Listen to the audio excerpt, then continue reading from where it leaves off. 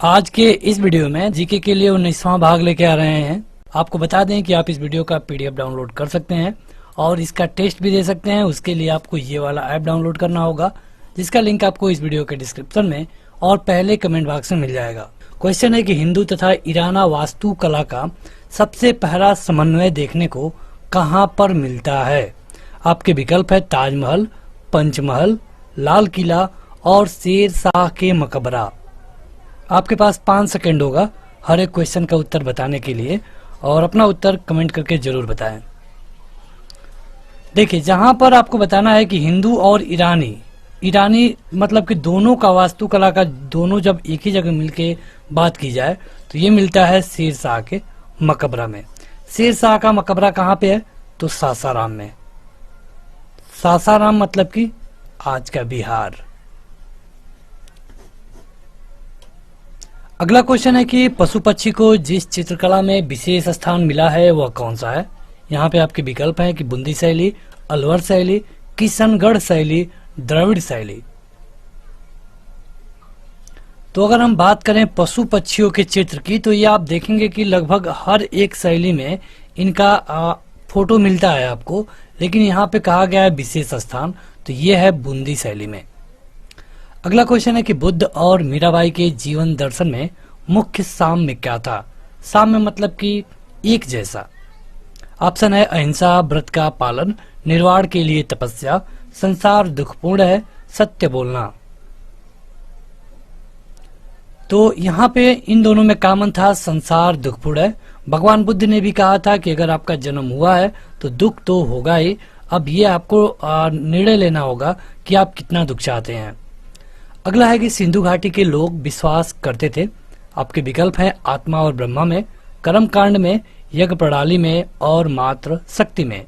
आपको बताना है कि किसमें। तो आपने सिंधु घाटी सभ्यता में पढ़ा होगा मात्र शक्ति के बारे में। उस समय जो समाज होता था मात्र सत्तात्मक होता था, मतलब कि मालिक के तौर पे माता ही होती थी। और बाद में जब वैदिक काल आता है लगभग 600 ईस्वी में, जब 600 ईस्वी में जब वैदिक काल की शुरुआत होती है भारत में, तो वहां से पितृ सत्तात्मक देखने को मिलता है, जो कि आज तक कंटिन्यू है। अगला है चोल युग प्रसिद्ध था किसके लिए? धार्मिक विकास के लिए, ग्रामीण सभाओं के लिए, राष्ट्रकूटों से युद्ध के लिए और लंका से व्यापार के लिए। तो चोल युग को जाना जाता है ग्रामीण सभाओं के लिए। अगला क्वेश्चन है कि वैदिक युग में प्रचलित लोकप्रिय शासन प्रणाली कौन सी है? बात की गई है वैदिक युग में, जिसके बारे में हम आपको बता रहे थे। तो यहाँ पे वैदिक युग में पितृ सत्तात्मक प्रणाली चलने लगी और यहाँ से ही एक नया नाम आया गणतंत्र का। गणतंत्र का। अगला है कि भागवत धर्म के प्रवर्तक कौन थे? जनक, कृष्ण, याज्ञवल्क्य, सूरदास। भागवत गीता, इससे आप आसानी से बता सकते हैं। जहां भागवत की बात आ जाए यानी कि आपका सही उत्तर होगा भगवान श्री कृष्ण। अगला क्वेश्चन है कि वंश भास्कर के रचयिता कौन है? बांकीदास, सूर्यमल मिश्र, कबीरदास, श्यामल दास, विठल दास। तो ये है सूर्यमल मिश्र। अगला है कि पृथ्वीराज रासो का रचनाकार कौन था? ये क्वेश्चन बेहद महत्वपूर्ण है और अगर आप यूपी से हैं तो यूपी SSSC में ये बहुत बार पूछा गया है। एक बार यूपी टेट में भी पूछा गया था। तो ये है चंद्र बरदाई। अगला है कि कश्मीर का शासक जो कश्मीर का अकबर के नाम से जाना जाता है उसका क्या नाम है? शमसुद्दीन शाह, सिकंदर बुत सेकरन, हैदर शाह, जैनुल आबदीन। कश्मीर का अकबर कहा जाता है जैनुल आबदीन को। जैनुल आबदीन को कश्मीर का अकबर कहा जाता है। यहाँ पर 5 सेकंड में आपको अपना उत्तर कमेंट करके बताना है और आप काउंट करते रहिए कि आपने कितने क्वेश्चनों का उत्तर गलत दिया। बाद में आप माइनस करके बता सकते हैं कि कितना आपने सही किया। संथाल निवासी हैं। विकल्प है मध्य भारत, दक्षिण भारत, पश्चिम भारत और या फिर पूर्वी भारत। तो मध्य भारत के हैं संथाल निवासी। अगला है कि रोम का प्रथम शासक कौन था? न्यूमिटोर, रीमस, रोम्यूलस, हैमिलर वर्का। तो ये था न्यूमीटोर। अगला है चीन का वास्तविक कागज के निर्माण का श्रेय किसको दिया जाता है। जैसे कि अगर आप बात करें कागज की कि कागज का आविष्कार सबसे पहले किस देश में हुआ, तो ये मिलता है चीन का नाम।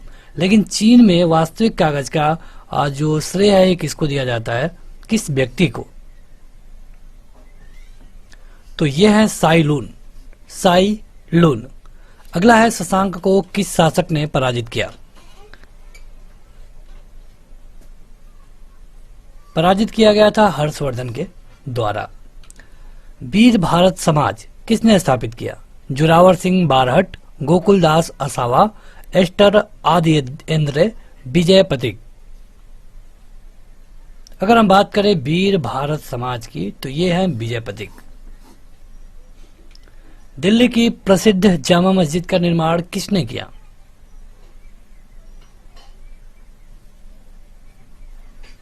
तो ये कराया गया था शाहजहां के द्वारा। शाहजहां ने ताजमहल भी बनवाया। आप एक इसी तरह की रचना का नाम कमेंट करके बताइए जो अकबर ने बनवाया हो। अकबर के किसी एक रचना का नाम कमेंट करके बताइए। अगर हम बात करें अकबर की तो अकबर के पिता का नाम हुमायूं था। हुमायूं के पिता का नाम बाबर था, यानी कि ये इस तरह चलेगा बाबर, उसके बाद से हुमायूं, उसके बाद से अकबर, उसके बाद से जहांगीर। तो इन 4 से ज्यादा क्वेश्चन पूछे जाते हैं। जहांगीर के बाद आप शाहजहां को ले सकते हैं। अगर इसके टाइम पीरियड की बात करें तो 1526 से 30 इसकी मृत्यु हो गई। 1530 से 40 शेरशाह सूरी के द्वारा हार गया, इंडिया से बाहर चला गया। फिर आया 1555 में, 1 साल रहा 1556 तक। 1556 से 1605 तक। जहांगीर की बात करें तो 1605 से 1627 तक। तो ये इनके बारे में जानिए। मुगल वंश के बारे में कई बार डायरेक्ट क्वेश्चन पूछे जाते हैं। वल्लभ भाई पटेल को सरदार की उपाधि किसने दी। तो एक जगह विद्रोह प्रदर्शन हो रहा था बारडोली में, और वहां पे जो महिलाएं थी उनका साथ दिया वल्लभ भाई पटेल ने। तो वहीं की महिलाओं ने इनको पहली बार सरदार कहा, तब से इनको सरदार वल्लभ भाई पटेल कहा जाने लगा। अगला है प्रसिद्ध बारडोली किसान आंदोलन का नेतृत्व किसने किया। एकदम आसान क्वेश्चन हो गया क्योंकि अभी हमने आपको बताया है। यह है सरदार पटेल। चलिए कमेंट करके बताइए, इनकी एक मूर्ति लगी है गुजरात में, उसकी ऊंचाई कितनी है, यह आपको कमेंट करके बताना है। करंट की दृष्टि से बेहद महत्वपूर्ण क्वेश्चन है। अगला है कि पहला ईरानी शासक जिसने भारत में कुछ भाग को अपने अधीन किया था, उसका नाम क्या था। साइरस, कैम्बिसिस, डेरियस प्रथम और सहार्थ। तो ये था साइरस। अगला क्वेश्चन कि अकबर द्वारा बनवाई गई श्रेष्ठतम इमारतें पाई जाती हैं। अभी हमने इसी क्वेश्चन को आपसे पूछा था कि अकबर के द्वारा बनाई गई किसी भी इमारत का नाम बताइए। कहाँ पे अधिकतम इमारत इसने बनवाया है। आगरा में बिल्कुल नहीं, ये शाहजहां के द्वारा आगरा में बनाया गया। लाहौर में भी नहीं, इलाहाबाद में भी नहीं, ये बनाया गया था फतेहपुर सीकरी में। आपने बुलंद दरवाजा का नाम सुना होगा। अगला है कि विदेश में प्रथम स्वतंत्र भारतीय सरकार किसने स्थापित की। ऑप्शन है बरकतुल्ला, सुभाष चंद्र बोस, लाला हरदयाल, राजा महेंद्र प्रताप सिंह। तो ये थे राजा महेंद्र प्रताप सिंह। अगला क्वेश्चन कि किस मुगल शासक का मकबरा भारत में नहीं है। दरअसल ये भारत आया था पहली बार। ये मुगल वंश का एक तरह से आप इसे भारत में स्थापक कह सकते हैं, मतलब किसी ने शुरुआत की, लेकिन इसे मरने के बाद इसका मकबरा भारत से बाहर बनाया गया काबुल में, और यह है बाबर। 1526 से लेकर के 1530 तक। ये सन याद रखिए, बहुत बार पूछा जाता है क्वेश्चन। अगला है राष्ट्रपति किसी विधेयक को अपने पास कितने दिनों तक रख सकते हैं। होता क्या है कि जब कैबिनेट किसी भी विधेयक को अप्रूवल करके दे, या फिर लोकसभा और राज्यसभा कोई भी अप्रूवल ले, तो प्रेसिडेंट उसे केवल 14 दिन रख सकते हैं। 14 दिन के अंदर कई चीजें हो सकती हैं, या तो 14 दिन के अंदर वो उसे वापस कर दें, मतलब कि अगर कैबिनेट है तो कैबिनेट को भेज दें, या फिर लोकसभा राज्यसभा से पास करके गया है तो इसको रिटर्न कर दें।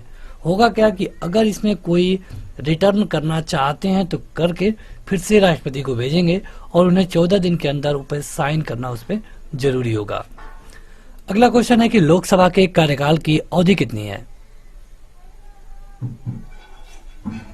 तो ये है 5 साल। अब चलिए बताइए राज्यसभा की अवधि कितनी है? राज्यसभा की अवधि कितनी होती है? तो राज्यसभा की अवधि कोई नहीं होती है। राज्यसभा कभी भंग नहीं किया जा सकता। लेकिन अगर ये पूछे कि राज्यसभा के मेंबर का टाइम पीरियड कितना होता है, एक सदस्य का, तो ये होता है 6 साल। अगर हम बात करें लोकसभा की, तो लोकसभा में मिनिमम उम्र सीमा है 25 साल, लेकिन अगर राज्यसभा में आप देखेंगे तो ये हो जाता है 30 साल। चलिए कमेंट करके बताइए कि राज्यपाल बनने के लिए कम से कम उम्र सीमा कितनी होनी चाहिए? कमेंट बॉक्स में कमेंट करके बताएं। राज्यपाल या फिर राष्ट्रपति दोनों के लिए एक ही है, या फिर उपराष्ट्रपति, तीनों के लिए एक ही है? कमेंट करके बताइएगा कमेंट बॉक्स में।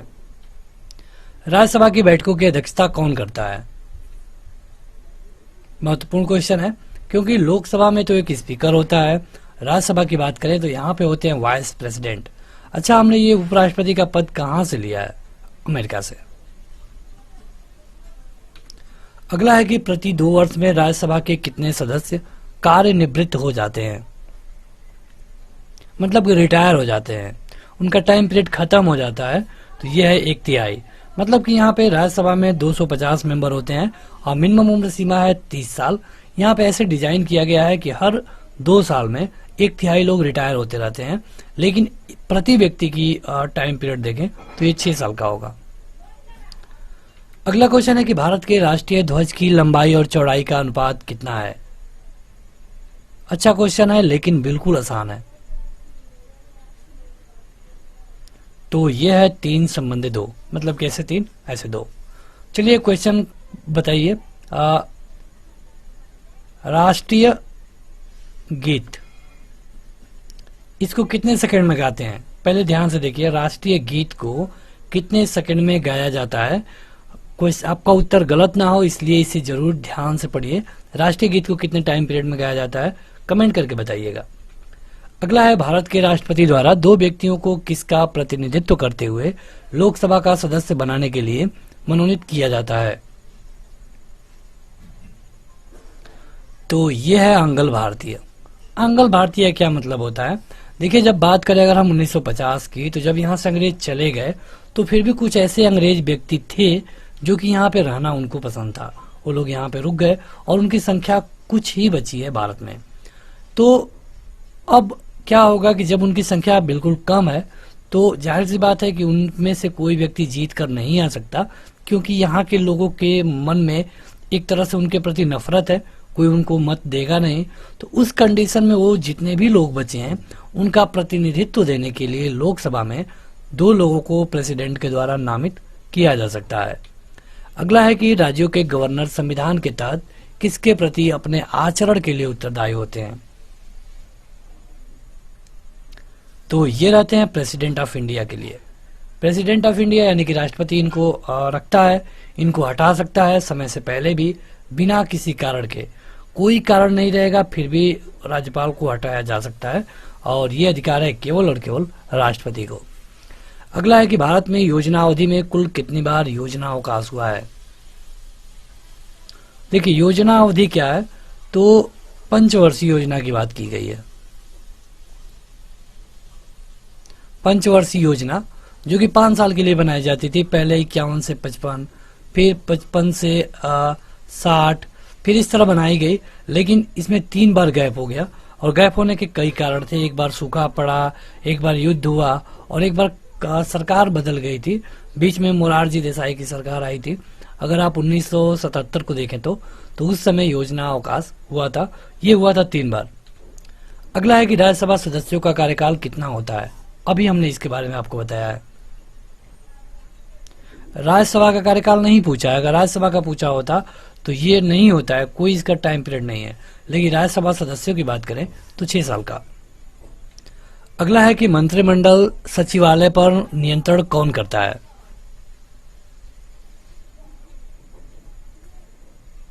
ये किया जाता है प्रधानमंत्री के द्वारा। अगला है कि भारत के संविधान के अनुसार संघ की कार्यकारी शक्तियां निहित होती है, किस पर?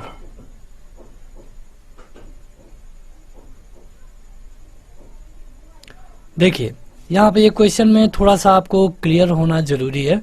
अगर केवल पावर की बात करें तो अधिकतर पावर तो राष्ट्रपति के पास ही है, क्योंकि भले ही सब कुछ प्रधानमंत्री कर सकते हैं लेकिन वो नाम से होता है राष्ट्रपति के ही।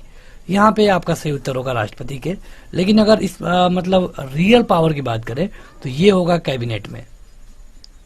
रियल पावर, वास्तविक शक्तियां, तो वास्तविक शक्तियां कैबिनेट में होती हैं, लेकिन जो भी काम होता है सब राष्ट्रपति के नाम से ही होता है। अगला है कि भारतीय संविधान यह प्रावधान करता है कि किसी भी विधानसभा में 60 से कम सदस्य नहीं हो सकते। निम्नलिखित में से किस राज्य की विधानसभा इसका अपवाद है? देखिए, होता क्या है कि कम से कम 60 और अधिकतम 500 मेंबर हो सकते हैं विधानसभा में, ये कहा गया है संविधान में। लेकिन कुछ राज्य इतने छोटे हैं कि वहां पे 60 मेंबर बनाना आसान नहीं है। अगर आप 60 मेंबर बनाएंगे वहां खर्च बढ़ेगा, जो कि फिजूल खर्ची में होगा। इसलिए कुछ राज्य हैं जो कि 2-3 जिनका नंबर है, इनकी संख्या कम है। इसमें से एक है सिक्किम। अगला है कि समुद्र तल पर बैरोमीटर में पारे का स्तर कितना होगा? सभी लोग अपना उत्तर कमेंट करके बताते रहें। जो लोग अभी तक इस वीडियो को लाइक नहीं किए हैं जरूर लाइक कर दें। अगर आप चाहते हैं इसका टेस्ट देना या फिर इसका पीडीएफ तो आपको ऐप डाउनलोड करना होगा, जिसका लिंक इस वीडियो के डिस्क्रिप्शन में और पहले कमेंट बॉक्स में मिल जाएगा। तो ये होता है कितना? 76 सेंटीमीटर। अगला है कि सबसे कम वर्षा कहाँ होती है? ज्यादा पूछा होता तो मानिसराम आपका सही उत्तर होता, लेकिन सबसे कम होती है लेह में। लेह लद्दाख, जम्मू कश्मीर। अगला है कि भारत पर प्रथम यूरोपीय आक्रमणकारी कौन था? यूरोपीय पूछा गया है, वो भी आक्रमणकारी होना चाहिए। तो ये था सिकंदर। अगला है 38 नंबर की अराफात का अर्थ क्या है? अराफात किसका नाम है? देश का, नदी का, शहर का, जनजाति का? देश तो कोई है नहीं, शहर भी नहीं है, ये है एक नदी का नाम। और भारत की सबसे बड़ी नदी कौन सी है? तो गंगा। कितनी लंबाई है? तो 2525 किलोमीटर। और दुनिया की सबसे बड़ी नदी है नील नदी, जिसकी लंबाई है लगभग 6600 किलोमीटर। अगला है विश्व में सबसे अधिक वर्षा किस स्थान पे होता है? आ गया क्वेश्चन। तो ये होता है मानिसराम में। सबसे कम लेह में। अगला है पूर्व का स्कॉटलैंड किसको कहा जाता है? ये एक तरह से उपनाम वाले क्वेश्चन है। पूर्व का स्कॉटलैंड कहा जाता है मेघालय को। अगला है हांगे काल झरना किस नदी पर स्थित है? हांगेन काल। तो यह है कृष्णा नदी पर। अगला क्वेश्चन है कि नंदी हिल्स किस शहर के पास बसा हुआ है? ऑप्शन है बेंगलुरु, मैसूर, हुबली या फिर चेन्नई।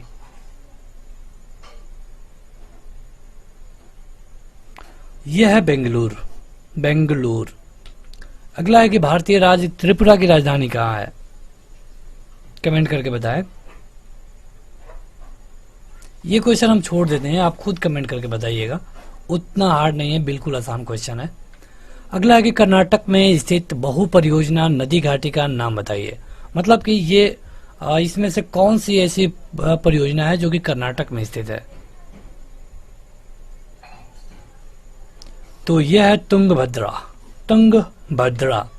अगला है पूर्वी और पश्चिमी घाट कहाँ मिलते हैं?